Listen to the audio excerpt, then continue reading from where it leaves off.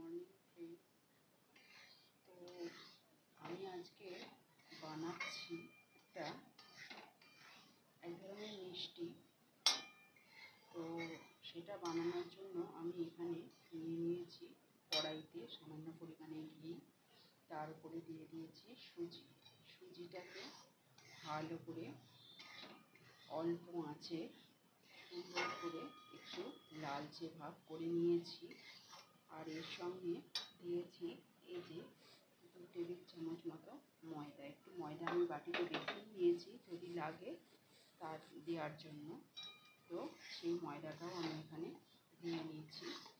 এখানে আর একটু ভালোভাবে দুটো সুজি আর ময়দাকে ভালোভাবে মিশিয়ে নিচ্ছি আর একটু ভালোভাবে। আর এখানে আমার সামান্য পরিমাণে দুধ নিয়ে নিয়েছি। এই দুধটা মিশিয়ে দেব। আর এখানে আছে সাদা তেল, আর এখানে আছে গোলাপ জল, আর এটা আমি একটা চিনির শিরা তৈরি করে নিয়েছি।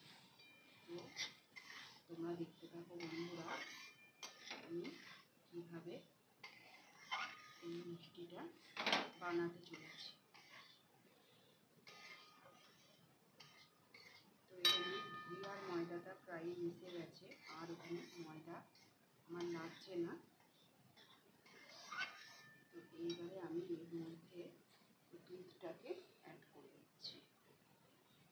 এতে এই 1 কাপ মতো দুধ আছে, দুধটাকে এখানে অ্যাড করে দিই।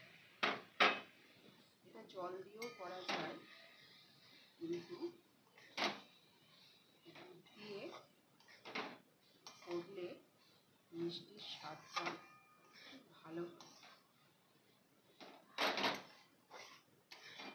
তো আমি ভালোভাবে মিশিয়ে নেব।